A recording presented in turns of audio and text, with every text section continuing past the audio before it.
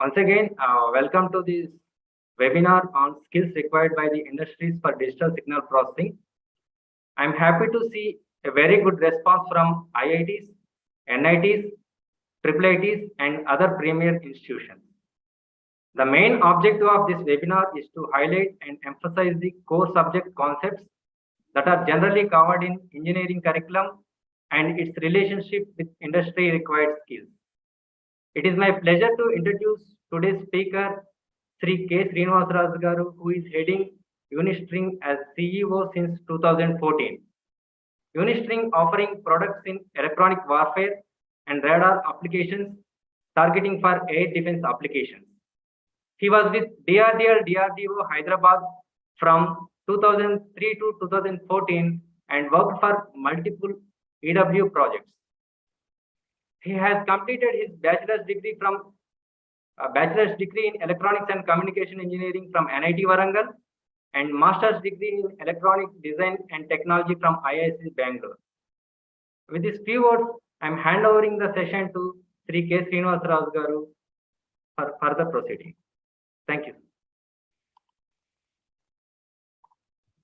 Thank you, Dr. Vishnu. Is my voice clear, loud enough? Yes, sir. Yeah. Very good morning to all of you.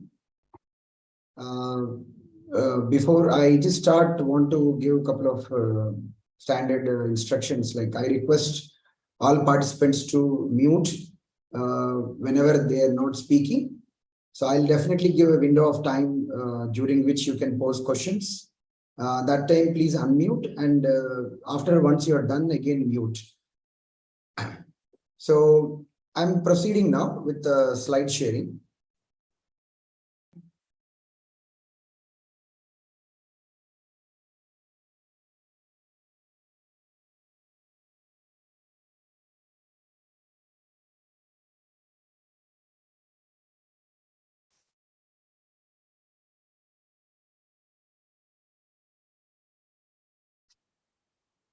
Is my screen visible, Dr. Vishnu?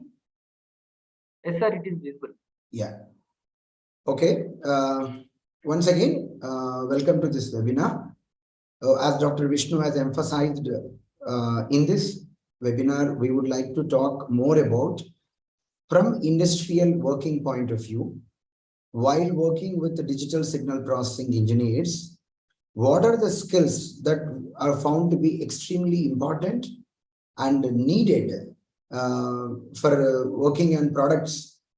Our example products are mostly into military applications because our background is building defense electronics products. Let me continue. You people can feel free and pause me and ask me any question in between. I have my presentation divided into two parts. At the end of the first part, I'll anyhow given a window of asking questions, but in between also you can unmute and ask any question if you have, not a problem. So a bit about our company. So our company started in year 2007 and we are R&D company. So we develop new products. We build from scratch, including PCB design, software development, algorithm development, everything is done in-house. More about our company, Dr. Vishnu might have been already shared with you, or maybe he'll share in the after a feedback form once received about our company profile. So our area of work is into radar and electronic warfare. So most of the examples that I picked today fall into this category, but they have a lot of commonality with revolutionizing technologies like 5G, beamforming, maybe sensor networks, wireless communication. They're all common areas, but my examples will be more relevant to our industrial experience. So today we are identified company for building the anti-drone systems with for tri-services, Army, Navy, and Air Force. So please go through more about our company profile, whatever Dr. Vishnu is going to share with you. Now, let me emphasize what is this webinar and why we want to do this. See, students need to identify where their interest matches. That is the utmost important thing we feel. So our experts say that out of all the employees that are working in the company, whomever enjoys their day-to-day work, they are the guys who give the best out of their knowledge, their capabilities and all. So getting exposure to different areas, like this webinar is giving an exposure towards digital signal processing and skills needed in the industry like that. So getting exposure to different industrial areas and making a careful choice that which type of job you want to do is very important. So if you don't give enough importance to that, you will end up joining a company where you will be having hour-to-hour frustration. You won't be able to give best out of what you are. So that's a very important. And second, today Indian industry needs a proper skill-based, trained fresh engineers. The reason is, wherever, maybe I will keep stopping the screen sharing in between. Okay. And I request all of you to switch to your view as a speaker view so that you can see my video also with a good quality. See, what is seen today in the industry, what is happening today in the industry is the Indian industry, Indian product building industry. You know that on one side there are MNCs, who pay in dollars, quite high salaries and all. So they pick up most of these IITs and NITs and all. And the Indian product building companies need to compete with them for hiring the talented pool of students. And on top of that, with the globalization, with Indian engineers are being available to countries like US, UK and all, the Indian product building companies are not able to retain the core talented senior guys so that they can have an internal internal training and groom the freshers and all. That capability is not there with all the companies. Fortunately, our company maintaining continuous R&D focus from last 10 years and people more than some 10-15 core people sticking to the company from last 10-15 years, last 10 years in the company especially, we are able to retain a dedicated corporate training division who can take anybody in the company and being able to train them on all these skills and all. But most of the companies, most of the startups, they're not in that position. Here, there is a necessity that the college level only, when students are coming from the college level or maybe some professional course that you are doing or some self-learning that you are doing on your own. By the way, at the end of this webinar, I'm going to talk about that we have some self-paced learning and based on that, some internship and recruitment. I'll talk about that. So any channel by which you bridge your skill gap and make yourselves available to the product building company that is needed today. Yeah, so I'm saying that on average, an Indian industry today is not able to train all the students right from whatever they need, the bridge their college-wise gaps and academic gaps also and make them useful to industry. That much time they don't have. And one more thing today is like everybody demands faster development. So product need to be rolled out in 4 to 6 months of time, even if it is an R&D. So freshers need to come prepared with some kind of skills. And this webinar is going to focus on the knowledge and skill.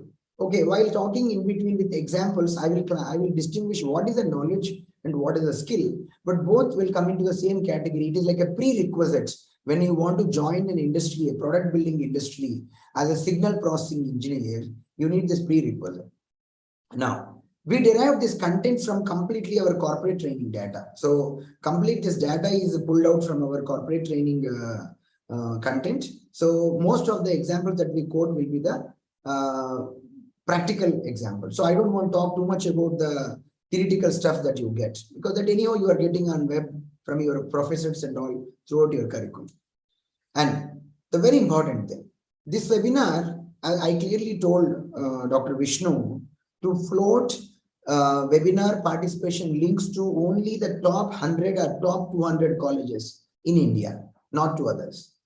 Because what I'm going to speak is it requires a more, what is it called, abstract thinking. And that is not possible with, from students of any category. Unless a very serious student, they feel that they're very confident about the courses like signal processing, communication system, sensors, wireless sensor networks, that whatever you study, this webinar is for them.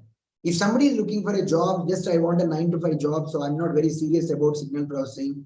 I mean, I don't know much signal processing. I don't know much VLSI. I don't know much anything. Any job is okay. This webinar is not suitable for them. Not only this webinar, any of the webinar that UTS Corporate Training Division actually floats, they will be all for the focused students. But of course, we carefully choose a particular webinar. Should we send it to the top 200 colleges? Or should we send it to the, like from the colleges from the bottom side also, to, 300, 400 colleges, like that, we make a careful choice. So this webinar is for the students who are already with a high caliber and capability of understanding the subject concepts very well. It is for them, not for others. And one more important thing, signal processing engineer is actually a very, it is like a heart of the company. I can proudly say that our signal processing division is heart of our company in building new products. Why it is so? When you say new products, in R&D, you have to build an architecture, you have to build an algorithm, you have to do optimization of the architecture, optimization of algorithm based on the user requirements. This is all possible only with the signal processing engineer. A VLSI engineer cannot do. A RF engineer cannot do. Only an antenna design engineer cannot do.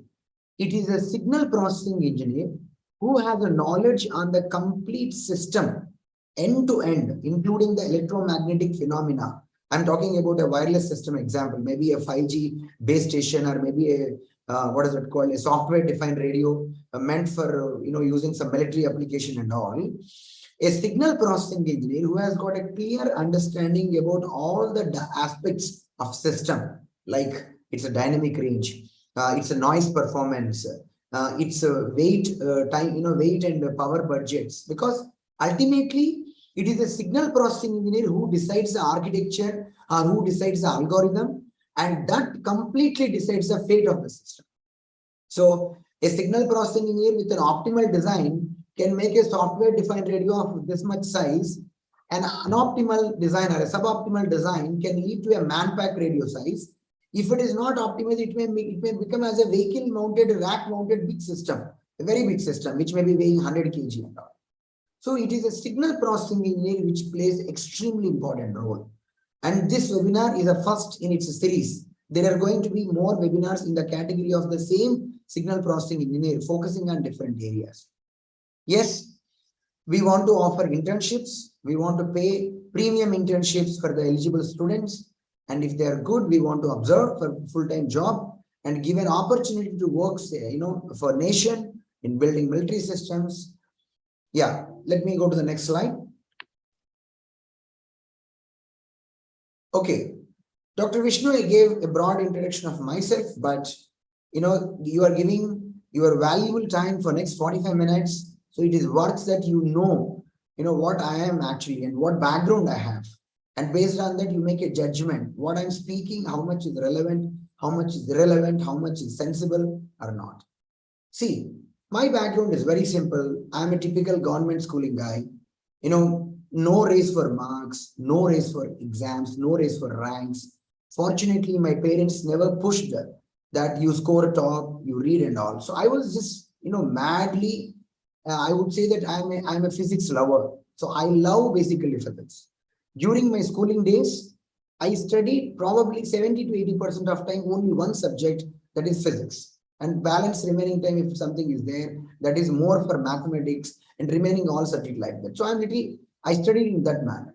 So I picked up a lot of interest on these topics of electronics, electrons, current, and all voltage and all. So I was so mad becoming only electronics communication engineer. So I told my parents that I want to be only electronics communication engineer. So I did fortunate enough to get admission into NIT. So I did my bachelor's in NIT. That time it was called REC. Today it's called NIT. And I was very fortunate to get professors, very esteemed professors of the university, and they taught us the subjects very well.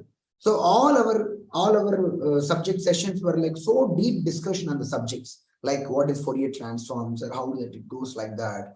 And we used to debate with the professors. No, this is sir, whatever mathematically you are telling, okay, can you tell without mathematics involving what exactly is in the Fourier transform? Why should I do that?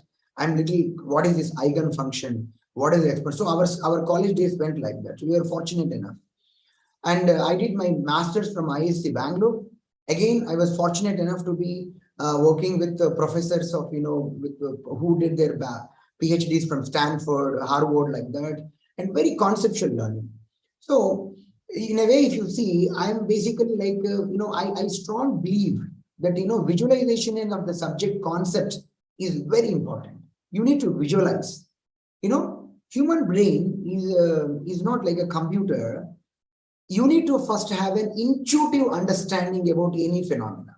When I go to about transforms, I will take FFT as an example and tell you what I mean by intuitive understanding. Unless you build an intuitive understanding about any subject phenomena, especially for the signal processing engineer, no matter how much you go in depth, but tomorrow when a problem arises, you will not be able to pinpoint the root cause, and you will not be able to give a solution for that. I will take FFT as an example. I will talk.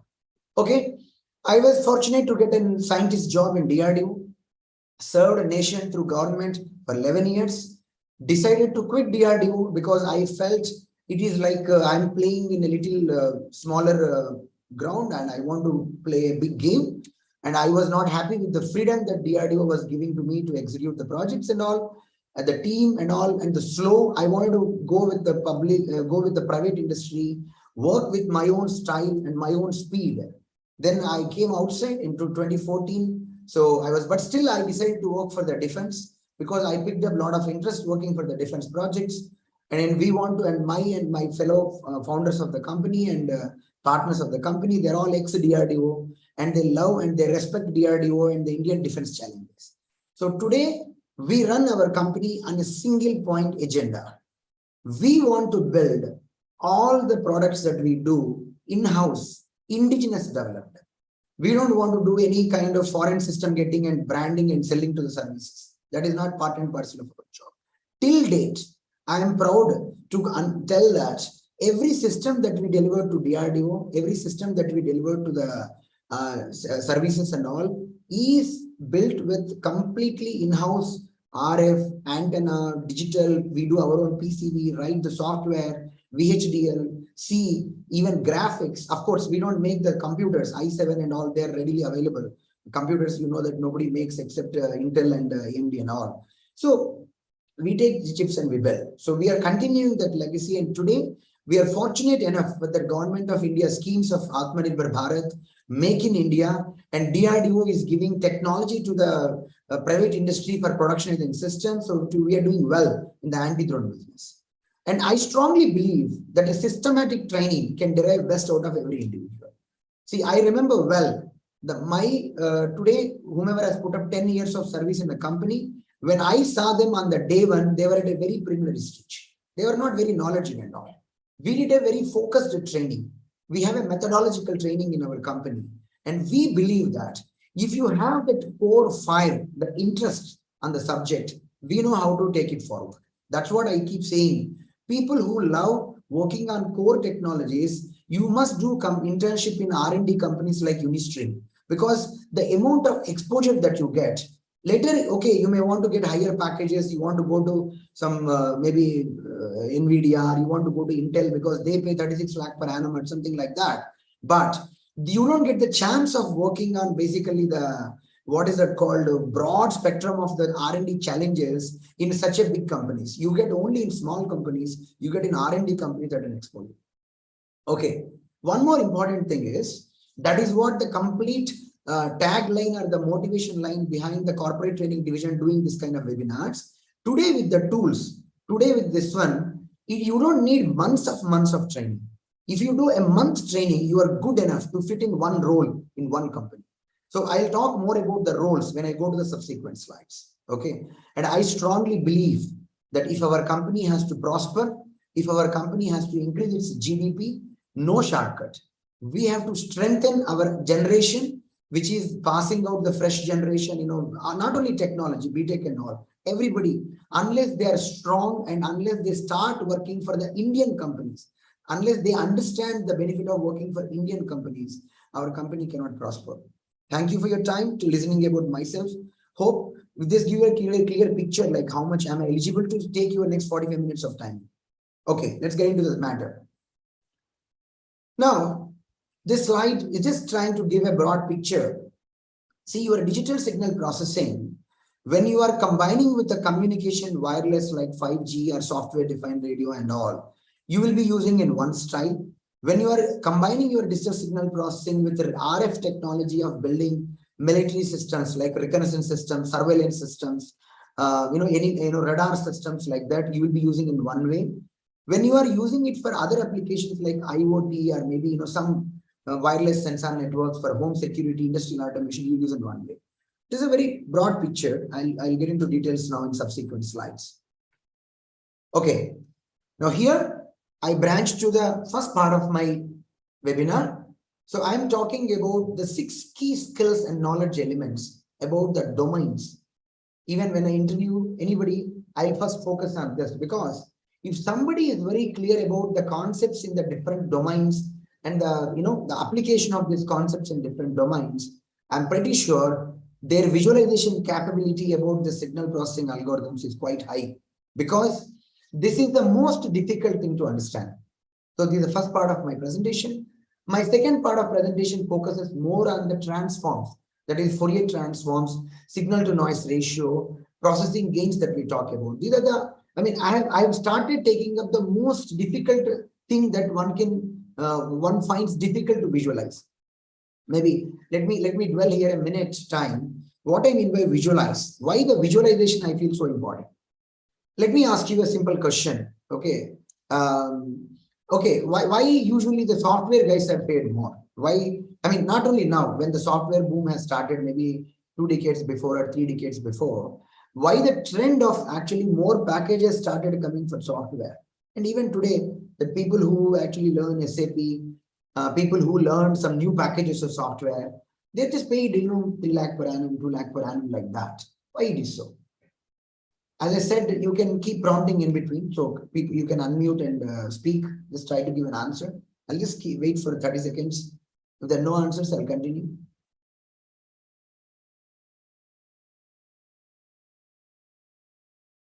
The question once again, please.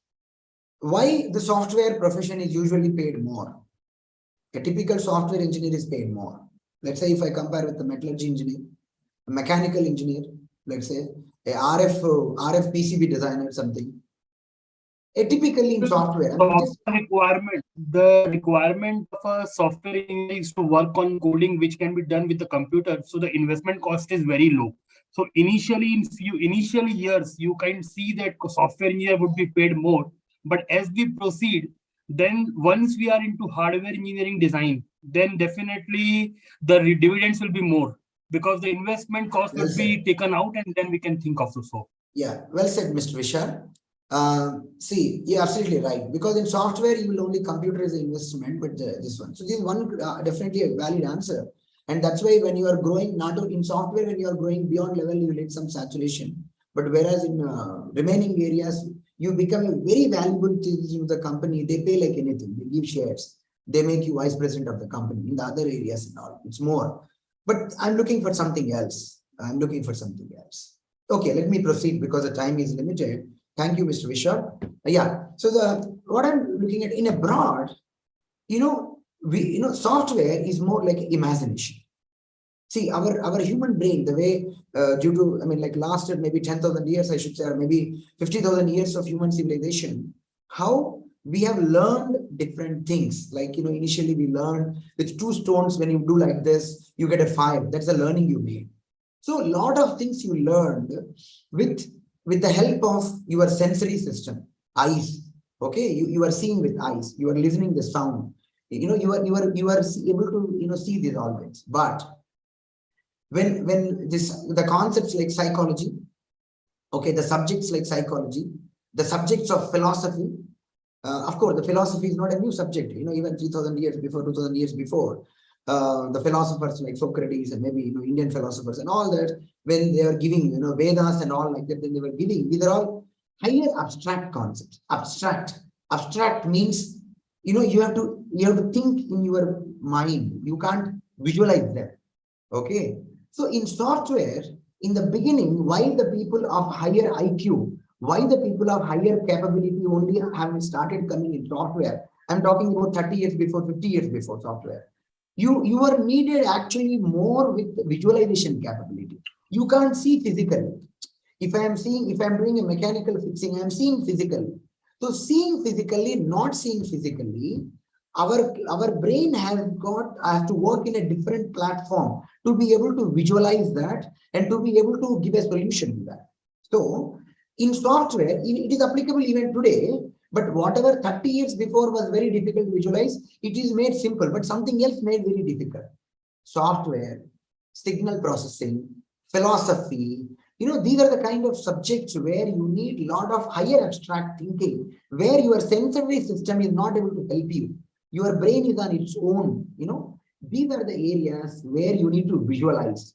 So I'm telling guys, if you want to be a signal processing, successful engineer, first build a habit that you have to visualize. You should be able to visualize. When it comes to what do you mean by visualization? Yes. Here, one more important point. Our human brain is not designed to remember the numbers. See, numbers are mathematics, are quantitative analysis is a mathematical tool to whatever mathematics whatever the physics you understood, you want to do precisely, you use that for engineering application. For example, if you see any of the physics inventions that you see, maybe I can stop screen sharing for a while. Yeah. Any of the physics inventions that you see, initially we have understood the phenomena. We have understood the qualitatively what is happening. Then we did physics experiments and it derived a mathematical equation. Maybe I would like to quote an example here. We discovered that the like charges, what is it called, reflect, and whereas the unlike charges attract each other, isn't it? That's what the initial experiment, the Coulomb's experiment. Then we realized that the attraction force is proportional to product of Q1, Q2, and inversely proportional to the square of the distance, that is d square. Then we did a mathematical experiment. Then we coined an equation. Then we discovered there is a constant that is needed, that epsilon is a constant that is needed, and this constant is what is giving a mathematical equation. Now you design whatever you want to design with this. Okay. Now you realize that all constants are random numbers. Okay, all epsilon is a random number. Mu is a random number. Why these are random numbers? These are random numbers because when you coined what is 1 meter, when you coined what is 1 second, you did not take anything from the mother nature. You did not take anything from mother nature and said this is 1 meter. No, you just started saying this is 1 meter. That's it. Okay, and you just took some time, you call that is 1 second. That's it. So because all these physics basic variables you took without taking anything from the basic mother nature, something like that, any basic, obviously when you want to put together, you need one constant, which actually, what is it called? Whatever the, non-integer phenomena that you want to put together and derive a number. So obviously that is a constant. Mu is a constant. Epsilon is a constant. Okay, leave about that. But what I want to tell you, it is a qualitative understanding of the subject is what is the first important thing. If that is what I mean by visualization. Okay, let me continue. When I go forward, I'll talk more with examples. Okay, let me get into this about the domains. I'm sorry. Yeah. Okay. Now, you all know that, okay, in your physics also when you study, there are only 3 domains. There are only 3 domains that you have: space, time, and frequency. Whatever you do among these. Whichever domains that you create are some way dependent on one of these 3 domains. So you, as a signal processing engineer, you must have one yardstick with you that for the kind of engineering applications that you are studying, let's say you are working as a radar engineer, then that is one kind of application. You are working as an image processing engineer, you are working for one application. For the kind of application that you are doing, how much clear you are about these domains. You must be crystal clear about these domains. And you must be able to tell, because see, all implementation guys, I'm telling you, VLSI, hardware, antenna designer, PCB designer, everybody boils down to the system level engineer only. And the system is architected and system algorithm is developed by signal processing engineer. Okay. Of course, every company may have their own designation for it. Our company calls as signal processing engineer. Somebody may call system engineer. Somebody may call communication engineer because their company itself builds communication products. But the point is, you are the guy who will actually decide basically what is this. Now, I want to talk more about these three domains. For example, if you are doing image processing, in image processing, see, we are building actually in our company, we build the products on the COTS cameras. Like we have the camera, military grade cameras, which can day and thermal cameras, which can look at 2 kilometers, 3 kilometer distance. We acquire the video and we detect the drones and incoming foreign objects like aircrafts and all like that, and run algorithms, machine learning algorithms and that. So that's our company's image processing team background. So with that background, I'm cooking up some examples. See, you have a field of view of camera. So your camera has got a horizontal field of view. Okay. Maybe I should go to next slide and come back. Okay, let me go to this slide. See, let's say this is what your camera, whatever the sensor is there. Okay. And you have some focal length. So you have your camera when it is designed. So from the sensor system, whatever the focal length that is designed at a distance, so that it can actually, if you keep moving this distance, whatever this, my mouse, if you can observe. So if you keep moving it, I'm actually going zoom in or zoom out like that. So now in a typical image processing system, whatever example that I'm talking about, having clarity on the space domain and being able to apply all mathematics on that is with this kind of lens and with this kind of sensor of the camera, your field of view, I'm only taking one dimension, that is elevation, because you are seeing from the cross. So your camera system is like this. If your camera system is like this, then if you see from this direction, you see the elevation coverage. If you see from this direction, you see the azimuth coverage like that. So you are seeing from this cut horizontally, you are seeing, so you are seeing its elevation coverage. So how much it is able to cover, whether this will be 50 meters, whether this will be 100 meters. Okay, depending on that, if you want to design your system for a drone which is incoming, are you able to detect at a time when your camera is in this position without any tilting, how much height you are able to cover? That calculation comes here. First point. Second point, if you have, let's assume that this is somewhere around 250 meters. Okay, and your camera system, your sensor is able to take 250 pixels, then each pixel is 1 meter, let's say. If each pixel is 1 meter, and if your machine learning algorithm says, I need minimum 4 pixels, like, I mean, I have a, let's say your machine learning algorithm says, my classification of the object is only accurate to an extent where I am going to, I need minimum 4 by 4 pixel reason to give with a 90% classification accuracy, whether that is a tree or that is a vehicle or something like that. Then it means unless you have an object of 4 meter, you will not be able to detect. Now, whether this will meet the requirement of your, let's say, drone detection system, no, it won't meet, because in a drone, typically the dimensions are out of centimeters. You can't demand 4 meters. Now you need to recalculate.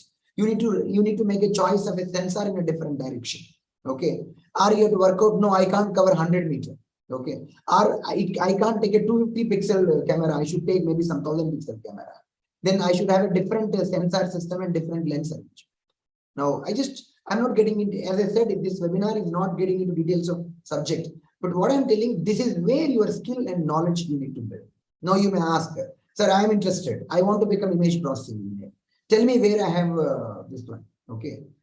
Dr. Vishnu, you remind me at the end of the web page, I need to tell about 2 things. One is about the self-paced learning. Second thing about our open database, which we want to publish about the skills, knowledge with examples and assignments. Now, please remind me that. Okay. I'm going to cover about that. Okay. That is the Unistring contribution to the society, to the community. But wherever I'm putting the articles, I'm already giving a very relevant websites. If you go through these websites and this kind of websites, see, today there is no limitation of the knowledge. In fact, the knowledge is like, there's an ocean of knowledge.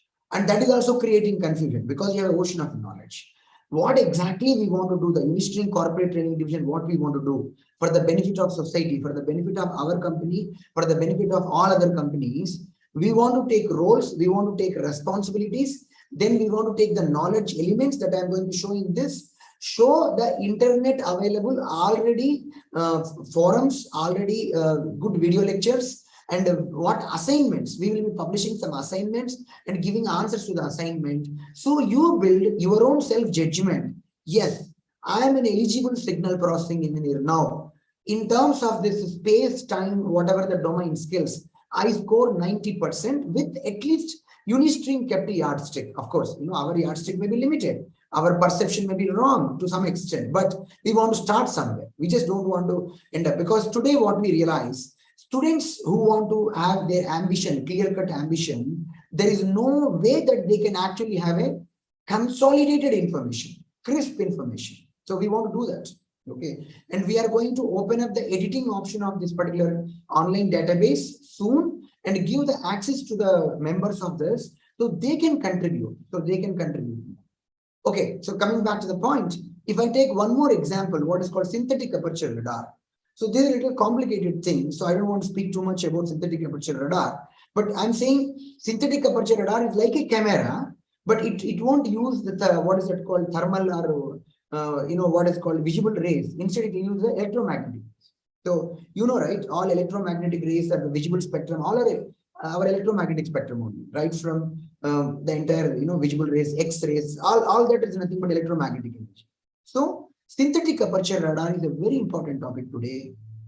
Today, you see that the Indian defense industry is coming up with something called IDEX, defense challenges and all. Professors, anybody who can actually participate and develop the product.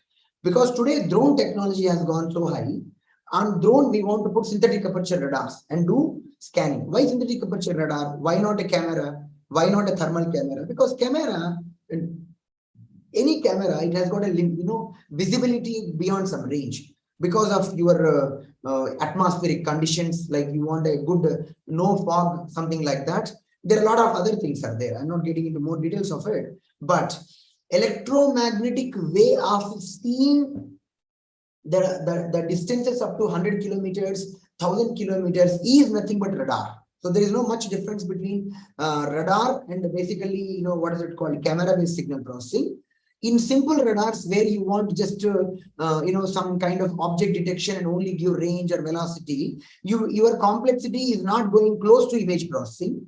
In radars where like synthetic aperture radars, like complex radars, where the radar is giving like an image, a 2D image and all with similar to your camera, the signal processing is as complex as image processing. Both are one and the same, radar signal processing. Okay. Now I'm trying to create some examples and tell you that when you say you are clear about the space domain, are you able to answer all these questions? Given a requirement, let's say a requirement says that a drone detection system should be able to track up to 3 kilometers, and you have a proven machine learning algorithm given some 25 pixel by 25 pixel, it will be able to give it a 99% accuracy, the detection. Can you talk about applying your spatial knowledge? Can you select a camera system? Can you talk about this one? So that is about the domain. Now, when it comes to time domain, time looks simple, right? Time, because we have been using right from our childhood. But when you want to apply to engineering applications, you need utmost clarity. For example, in radar, when you talk about the time, it is a to and fro delay that maps to the range. So we take, what is that called? That 3 into 10 to the power of 8 multiplied by 1 microsecond is 300 meters. So when it is one-way electromagnetic signal propagation, like GPS signal reaching our station, or mobile signal reaching from mobile station to our receiver, applying all these things into the equalization algorithms in 5G, 4G and all, we talk about only the delay spread because of every microsecond 300 meters. In radar, because you talk to and fro, every microsecond you talk 150 meters. Okay. The complexity doesn't end here. It's a starting point. In radar, when you want to talk about the resolution of the range bin, you will talk about the time resolution with which you are making samples. Okay. And a bandwidth and a time product has got some relevance over it. You understand? Now you see, in the example of where you want to talk about the range resolution, it is the mixed domain of the bandwidth, which is frequency, time, which is actually the time domain. These two combined, you should know how to apply. That's the point. So telling guys, read as much as possible. On whatever engineering application you will keep an ambition of working for that kind of product building company, fully explore the domains, take some random spec and start trying to design. It is all design which is very crucial, because the design, once it is clear, implementation is a standard, tools are automatic. Okay, design tools are not able to automate, even though some tools claim that you give high level specs, we'll be able to do. No proven tool exists today. So design is something which is there, very crucial. And one more important thing is your design is not going to work, and your design needs validation at every stage. For example, you said that, okay, I am designing a radar system where I want the antenna gain to be some 18 dB, something like that, and I want beamforming gain to be 9 dB. When our implementation guys first work, actually it don't work. Okay. When you implementation guys say, sir, we worked, we designed antenna, we designed beamforming algorithm is working. There exactly something comes, a validation comes in picture. So your knowledge on these subject knowledge and domains, you are the person who is going to validate. When an FPGA engineer says that, sir, I have implemented algorithm, you are the guy who is going to validate. An RF engineer says that, sir, I built a chain, RF chain with a noise figure of 2 dB, you are the person going to validate. So it is a validation which again demands a deep subject knowledge. Okay, so let me move forward. Okay, the second important thing that I don't know how many of you are, if someone of you love the physics, you must have gone through during your what is that called, exhausted evening hours or exhausted night hours. I don't know how many of you keep habit of going through the science videos and all, but I really spend my late night hours with going through YouTube videos, going through quantum theory, going through, what is it called, time dilation that Albert Einstein has coined with high speed vehicles and all, what time dilation can happen and all. When you go through all those things, when you read, you understand that invariably all your engineering systems, their trade-off is boiling down to the time frequency trade-off. Okay. What is this time frequency trade-off? Why it is so? I will take an example and tell you engineering application, why it is so important. Let me stop screen sharing for a while. See, you guys know this, like you studied all this continuous time Fourier transform, discrete time Fourier transform and all that. Let's say I'll tell you one example. Let's say I will ask you as a question, like, you need to build a system where you have to measure the frequency from DC to 1 megahertz. Okay. And I want you to tell with an accuracy of 1 hertz. Okay. Now, when you are specifying your specification in frequency domain, as you want to go more and more stringent in the frequency domain, because I said in 1 million hertz, I want with 1 hertz resolution. Okay. It is a more stringent specification than saying that, okay, 1 kilohertz resolution is also okay for me. 1 kilohertz is a less complicated specification. When you compare with 1 hertz is a more complicated specification. Okay. Again, I'm telling you guys, intuitive understanding is very important. See, if you go by numbers, you guys don't understand intuitive. You will think that, sir, 1 kilohertz is a bigger number and 1 hertz. So you will think designing 1 kilohertz system is a more complicated. No, it is a 1 hertz system is more complicated because you want the resolution in any measurement system. You want resolution numerically smaller. The complexity of measurement is going higher. You see, this is what the qualitative impression about this one. So now, when you want to do that, I think anybody who studied the Fourier transform and all, you know that unless you take 1 million points in your ADC with a proper sampling rate, of course, again, the sampling rate, Nyquist theorem, little oversampling is needed. I'm just neglecting, I'm going theoretically. You take an ADC, which is 1 million samples, complex ADC, or maybe depending, I don't want to get into complex real now. There is a next topic about that. And you do 1 million point FFT, then only you get 1 hertz. There is no shortcut. Whatever, no matter you talk, sir, I will do Fourier transform, I'll do Fourier transform, I'll do cosine transform. There is some new invention, some new, somebody has got a Nobel Prize, I have algorithm, nothing. This is what the time frequency uncertainty. You have to live with this and design your engineering systems. Okay. Now let's take an example. See, you are designing a radar. As I said, radar, camera, they have a problem that you have to see in one direction for some amount of time and go to next direction and again make detection, go to next direction, because the point is you have to do complete surveillance, full 360-degree surveillance and all. Now you want to go more you want to go more faster. Faster means you are reducing the time. So you can calculate if 1 megahertz of ADC need to do 1 million point acquisition, it means 1 second time is needed. See, unless you give 1 second time, I can't get 1 hertz resolution. So you want a better measurement in frequency, you need more time. You have to pay in time. Otherwise, let's say you want to have a faster measurement in time, you have to pay in frequency. So you guys know that, see, I want to, let's say, make, for example, I want to do something in 1 microsecond only. Then I need, 100 megahertz bandwidth system. I want to know not 1 microsecond, 0.1 microsecond. Now it is not 100 megahertz. I need 1 gigahertz bandwidth system. You understand? So this is the second important thing. I mean, this may look simple. You may say, sir, this is very simple. I know this already because I was taught in school days and all. And I know this quantum theory and the time frequency uncertainty, or all this you can. But the point is, can you apply to the engineering subject area in which you want to become designer? Let's say you want to become designer radar. I will ask you two simple questions. Then can you design a system like that? See, I want you to tell that you should be able to scan complete 60-degree system. And you are given, let's make the problem simple, only in azimuth domain detection, elevation domain we will not talk. You give whatever you can give. You have an azimuth beam width of the antenna simply some 10-degree beam width, 3 dB beam width. Now you need to scan minimum, entire rotation you need to scan for every 2 seconds. Now you tell me what bandwidth you need for a given accuracy of the range and velocity.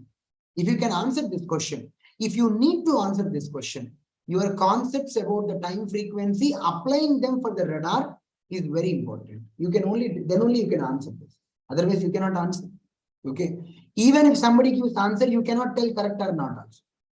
You understand? So these are very important concepts. Okay, let me move to the next. Now, where I am now, I'm only left with a short time. Complex number representation. Okay. Now, this is another important thing. See, I have interviewed so many students from campuses like Usmania and maybe central universities and NITs, IITs and all. I rarely see the capability of a signal processing engineer or a MTech communication engineer to be able to answer all the questions related to IQ. Okay. It's not that easy. You need to do a lot of problem solving. You need to do a lot of reading. See, what happens is, as I said, signal processing is something which is like you have to visualize from different directions. A classical textbook learning, a classical classroom learning is not adequate. You have to read articles of different dimensions because that will make your perception more clear and crystal clear in the different dimensions. So the bottom URL is giving one of the good link, and I've seen it has got a good animation. That animation is showing that when a phasor is rotating in the complex domain, how the IQ plane, the numbers are changing now. So due to the lack of time, I'm not getting details. Maybe in one of the future webinar, I'll cater only for the IQ and IQ based signal processing, the underlying concepts, subject knowledge, skills in debugging and all. The reason is invariably any signal processing that you do, you will convert your signal into IQ. You must be very clear, and all the hardware systems, whether it is ADC, IQ level ADC will have problems of IQ imbalance, then spurs coming because of IQ imbalance, DC leakage. If you are implementing the IQ based signal processing in FPGA, if you are using this numerically controlled oscillator and multiplying, if you reduce the bit width of numerically controlled oscillator, DC component comes.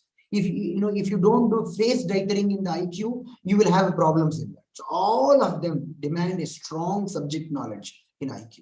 Okay.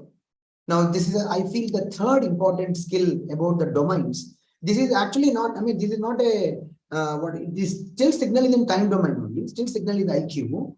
See, the IQ understanding of a signal, electromagnetic energy understanding the electric component connecting to the magnetic component, these are all the similar kind of understandings. Okay. Here I want to dwell on one concept. See, you know how human brain learns a concept. Human brain only learns through patterns. Okay.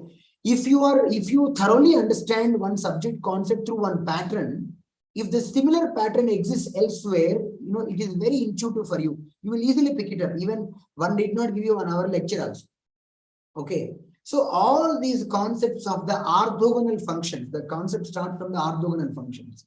So the orthogonally, the I and Q or whatever is there, the signal, that's why, because they're orthogonal, they're able to represent the information without connecting to each other. That's why if a real ADC sampling says that for a 5 megahertz bandwidth, you need 10 mega sample per second. Complex ADC says that you have a complex IQ capturing 5 mega sample is adequate. Why? Because whatever information that you are representing, it is in I and Q, they are orthogonal to each other. Okay. Okay, let me move on to the next topic. Understanding the phase. Now, this is also very important. In the early days, when I joined the company, when I sat with the FPGA engineers and all, those guys don't understand the phase concept very easily. The phase looks very simple. Sir, what is so complex in phase, sir? I can challenge you if I show some images, okay, which is phase lead, phase lag, being able to tell 180-degree phase shift, and understanding the concept of the trellis diagram that comes in minimum phase shift keying and all. I'm sure out of the all people who pass out the communication theory in the top universities also, only 10-20% people only can answer. Maybe 10 is a little optimistic. I want to be little, what is it called? Not giving negative comments. But the point is, it is not that easy. You know, you applying them. See, you might be able to solve a textbook problem, but I will show you an FPGA chip scope dump, an FPGA given chip scope tool dump, or maybe a signal processing implemented C code of that. Will you be able to decode where it is going wrong? Let's say in a QPSK demodulation, we told that the loop filter is supposed to be having only the phase jitter of not more than plus or minus 10 degrees, that is spec. And you guys have to decode that. And you guys will not see, unlike your textbook problem, it won't give like a phase. You should be able to extract the phase. Okay. Yeah, this I feel is the next important concept. Now, this is an example, and I can tell you, to understand the phase and to understand the electromagnetic theory together, this beamforming is a good topic. And the bottom article, whatever I'm giving, is a good article which talks about the beamforming. There are a lot of articles because today your entire revolutionary mobile technology of 5G, you know that already 5G people started building and spectrum allocation happened, and all government has given sanctions to companies, to private industry already started. And BSNL and with the TCS collaboration, they are doing under Atmanirbhar Bharat, they are doing actually research under 5G. So a lot of things are happening in 5G. The entire 5G is about basically digital beamforming. And the defense companies like us, we live with the beamforming. Without beamforming, we can't build any system. Whether it is a passive surveillance system like ELINT, commit kind of system, or radar, beamforming is the heart of the system. So once you want to understand beamforming, you need to understand phase. If you understand phase, if you understand electromagnetic propagation, then digital beamforming is a good topic to check your skills on the phase and electromagnetic propagation. So this is one of the examples that beamforming says, I will be the way how I phase delay and sum I'll be doing. Okay. Okay. I feel the next important concept related to the domains is a wavelength. Okay. You know, there is an important thing, like I keep asking whenever they claim that, sir, we are very good at electromagnetics and all. I'll ask you this. I'll ask this question. In fact, this is my favorite question. It was asked in my DRDO interview for getting a job in DRDO. See, can you visualize an electromagnetic wave? Let's take an example of electromagnetic wave, which is with 300 meters, 300 megahertz frequency. Okay, 300 megahertz frequency. Electromagnetic wave traveling in the air. Okay, here there are two ways that you can actually, two ways you need to visualize. One, instantaneous picture. Imagine that you have got a photograph camera, you are standing at a distance maybe some 10-20 meters from the wave that is going. All of you guys know 300 megahertz means 1 meter is a wavelength. One type of visualization is you take photograph. Assume this, virtual photograph. You take a photograph. When you take a photograph, you know what you are seeing is the electron, whatever the electromagnetic energy, whose phase is like, we are talking about the transverse waves in that. So all in one line, okay, on 1 meter distance, if you see the energy on the oscillations of the electron, it would complete one cycle. Okay, this is one type of visualization. Now, this is about basically instantaneous. At one instant of time, what is happening in space? Now, let us talk about the other type of visualization. You take only one electron or maybe one particle where the electromagnetic energy is coming. Now you assume that you got a very high resolution time with you. Now you observe. Now, you know that 300 megahertz, which roughly corresponds to 300 megahertz corresponds to 3 nanosecond of time. It's a time period. So within this 3.33 nanoseconds of time, this particular particle is exhibiting its energy as a transverse wave. Transverse wave, wave travels like this, whereas its oscillation is like this. Its energy it is exhibiting in terms of the electron. What energy it is? It is not a physical energy. It is not the physical movement, unlike the sound wave or any other way. I'm just taking for your visualization. I'm showing like that. It's whatever the energy in the form of electric energy. It is exhibiting at 360 degrees in 3.3 nanoseconds. Now, this is what I see the utmost clarity having about electromagnetic wave. If you have this clarity, if you can apply this to your subjects of related to anything, you could be working on sonar, still the signal concept applies there. You could be working for the optics, still the concept applies there. Because the entire electromagnetic waves, whatever you are doing, you're all doing, all your engineering products are built around them only, built around waves and signal processing. Only difference is if you're talking about the acoustic products, you are building, let's say, acoustic product, echo cancellation or something like that. Then you need basically, you need to consider not the electromagnetic signal, the sound signal, but the properties are same. The visualization is same. Now it is not the energy, which is the electronic energy or the electric energy. Rather, it is a mechanical forces on the particles which are vibrating. Of course, the sound energy, it is not a transverse wave. If the wave is moving like that, the particles move. Okay. My time is up.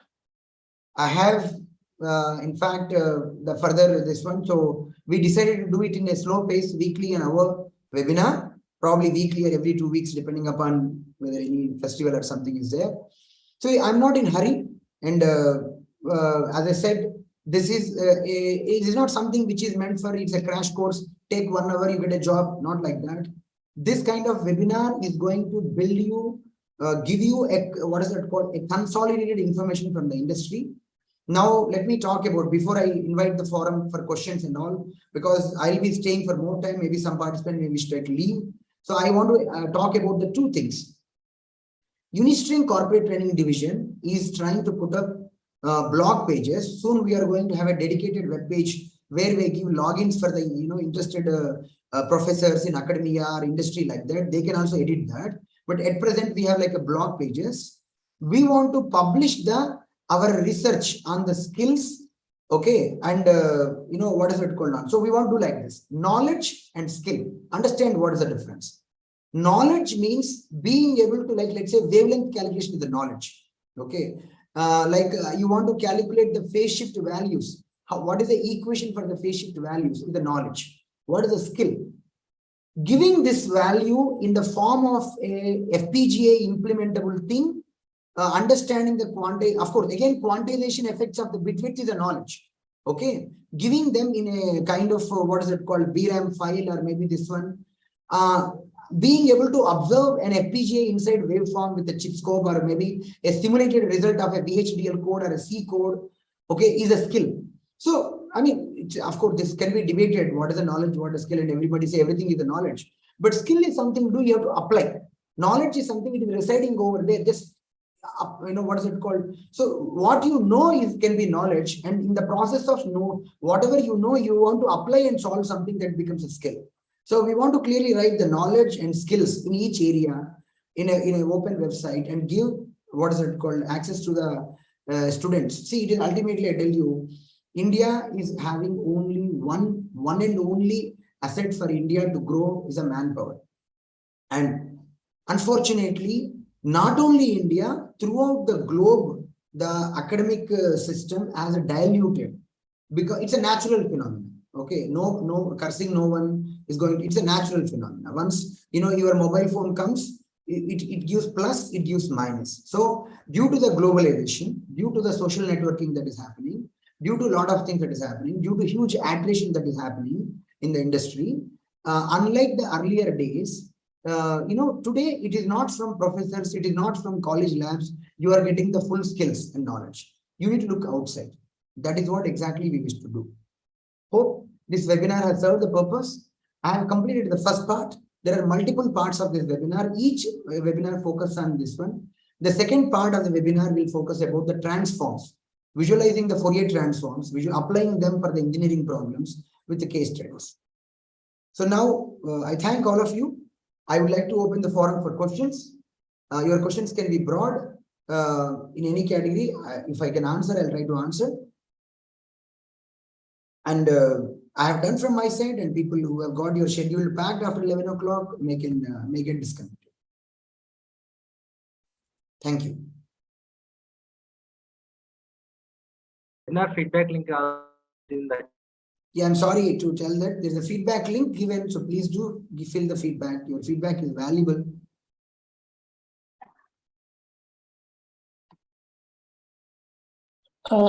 Can we have a hands-on experience for the faculties as well at your UTS? Because see, students are the one who has to learn, but the faculties also need to get upgraded themselves and basically at industry.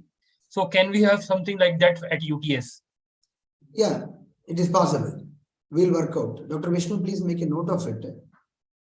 We did recently, like with one university who were very keen on revising their VLSI syllabus. It was not hands-on. It was a dedicated session for 3 to I think few weekends we did with one university. Yes, we are working out like that. Whatever I said that self-paced learning. So we want to, whatever the blog websites we want to publish. In fact, we wish to use the open source tools for that, not the licensed tools, because every student, any enthusiastic student or professor who should like to sit across the internet and being able to solve. We will take your input as a valuable feedback, and we'll work out that instead of giving this kind of, in addition to giving this kind of webinar as this, I understand what you're expecting is a kind of hands-on session on one area. Whatever knowledge and skills that we are telling, whatever web links we want to give, you want it to be done with a hands-on session. We will try, definitely. And we do value training the professors. In fact, we do value very high level. In fact, I said to Dr. Vishnu, if required, you call somebody also in the professors and check whether they are checking emails or not. At least in some universities where we maintain a relationship. We know the power of that, because once you got a complete understanding that, you will become like a messenger. Because for every batch that is maybe 20 students, 30 students, you will tell, look guys, there are a lot of videos are available, Stanford, NPTEL and all. But in addition to that, there is a company called Unistring, which they publish their research on the skills and knowledge based on the practical experience. You may find relevant there.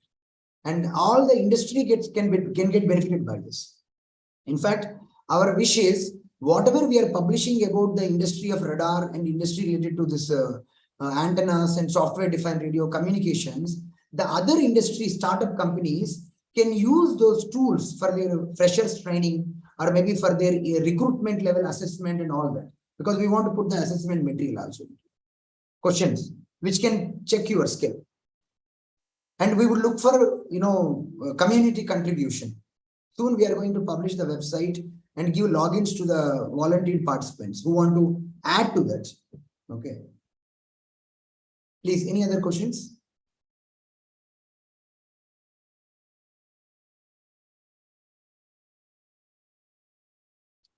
Thank you all.